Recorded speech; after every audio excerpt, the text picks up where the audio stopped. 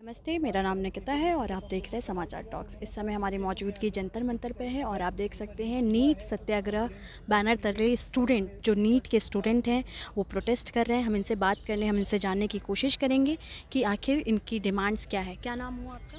मेरा नाम साहिल है। साहिल, क्या डिमांड्स है और क्या आप लोग एक्सपेक्टेशन क्या है आपकी? मैम, हमारी पहली मांग तो ये है कि रीनीट करवाया जाए और इसे पारदर्शिता के साथ करवाया जाए। दूसरी मांग हमें ये है कि एनटीए के अंदर जो डायरेक्टर है, नीचे से नीचे तबके के लेकर ऊपर तबके तक कुछ ना कुछ धांधली हुई है और पूरी टीम का दोबारा गठन हो और उसके ऊपर सीबीआई जांच हो।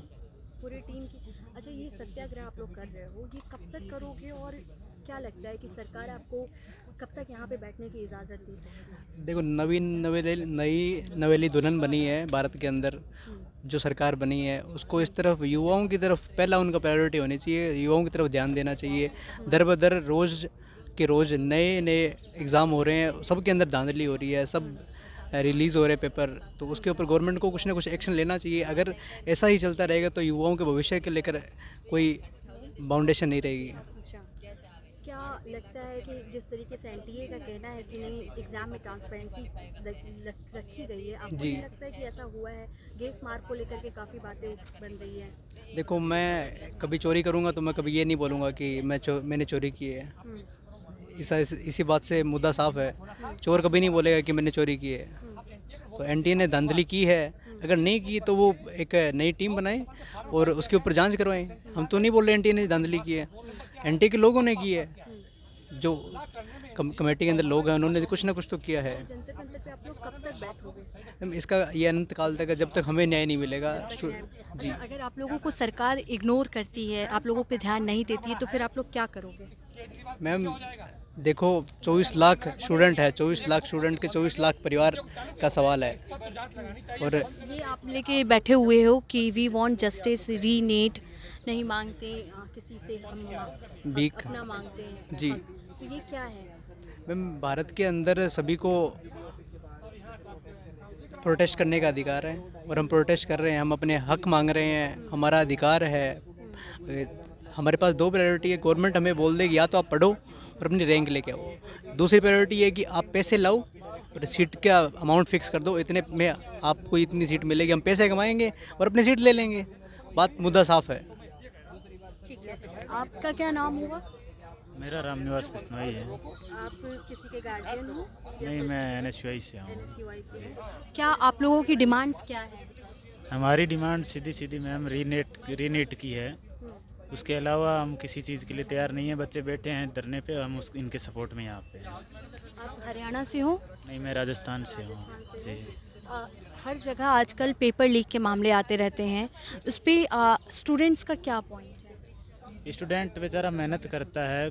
सिर्फ एक स्टूडेंट पढ़ता है तो सिर्फ स्टूडेंट मेहनत नहीं करता है, उसकी पूरी फैमिली मेहनत करती है। कहीं से कर्जा ले ले के बच्चों को पढ़ाते हैं।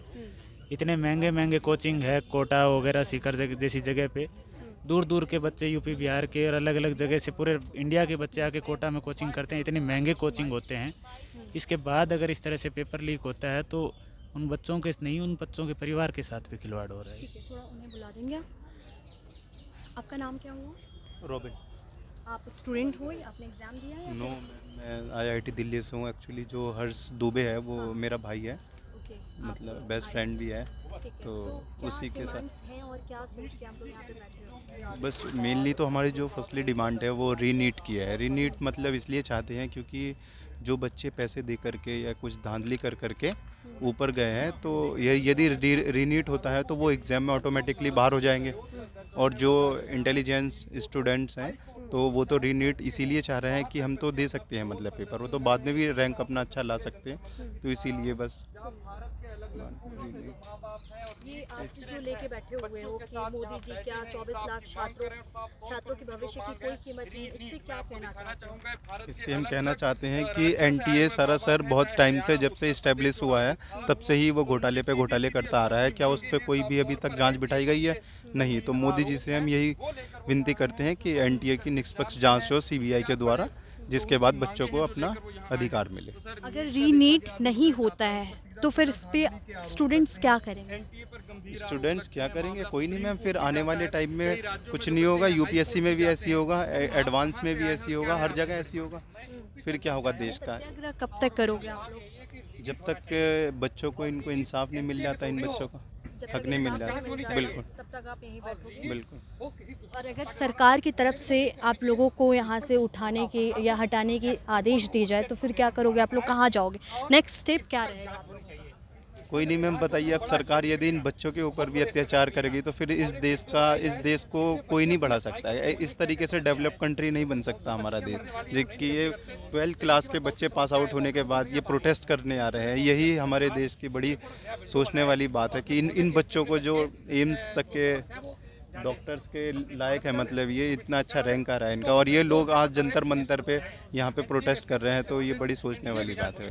रिज़ल्ट को लेकर के कहा जा रहा है कि रिज़ल्ट बहुत पहले आ गया। 4 जून को जो रिज़ल्ट आई उसको लेकर के कहा जा रहा है कि बहुत पहले आ गया है। तो इस पे भी लग रहा है कि रिज़ल्ट जो आए हैं उसमें भी गड़बड़ी है। हाँ बिल्कुल मैम, बिल्कुल गड़बड़ी है।